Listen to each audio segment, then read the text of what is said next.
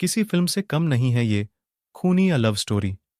जानिए कैसे हुआ इसका अंत। गोरखपुर में एक ऐसी खतरनाक प्रेम कहानी सामने आई है जिसे जानकर आप भी हैरान रह जाएंगे। यहां प्यार को पाने के लिए एक ऐसी साजिश की गई जिसकी जद में आकर एक महिला की जिंदगी खत्म हो गई तो उसकी मासूम बच्ची भी अनाथ हो गई। इसके बाद भी मोहब्बत परवान न चढ़ सकी। बात 11 जून 201 बात 11 जून 2011 की है। गोरखपुर सिंघाड़िया में एक युवती की लाश मिली थी। उसकी कदकाठी और उम्र कुछ वैसी थी जैसी इंजीनियरिंग कॉलेज के कमलेशपुरम कॉलोनी इलाके से गायब युवती शिखा दुबे थी। उसके पिता को बुलाया गया। घर वाले, रिश्तेदार भी जुटे। सबने माना लाश शिखा की ही है। शिखा के पिता रामप्रकाश दुबे ने पड़ोसी दीपू पर हत्या की आशंका जताई और केस दर्ज करा दिया।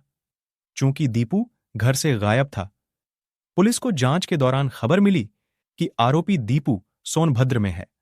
सोनभद्र पहुंचकर पुलिस टीम के सामने एक हैरान करने वाला सच दिखा। वहां केवल दीपू ही नहीं, शिखा भी मौजूद थी। पुलिस ने दोनों को गिरफ्तार कर लिया।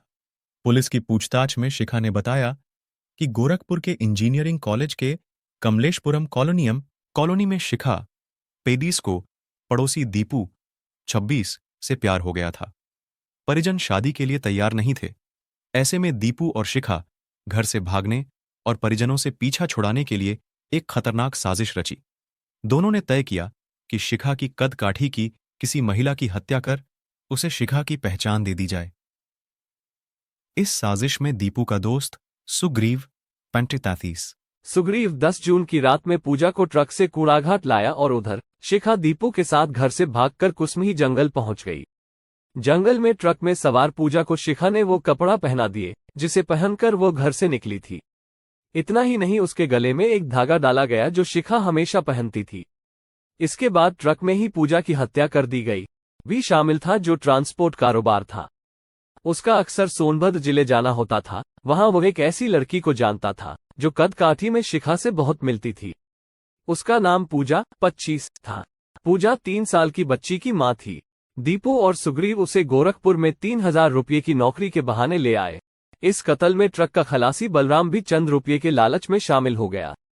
हत्या के बाद सबने पूजा की लाश का चेहरा धारदार हथियार से इस कदर बिगाड़ दिया कि चेहरे से असल की पहचान ना हो सके। फिर गोरखपुर के सिंघड़िया के पास लाकर शव को फेंक दिया। इस हत्या का आरोपी बनाते हुए पुलिस ने शिखा और दीपू को जेल भेज दिया। बाद में दोनों जमानत पर रिहा हो गए और जेल से बाहर के आने के बाद दोनों अलग अलग शादी करके अपनी एक अलग ही दुनिया बसा लिए हैं। फिलहाल केस अदालत में अभी भी चल रहा है।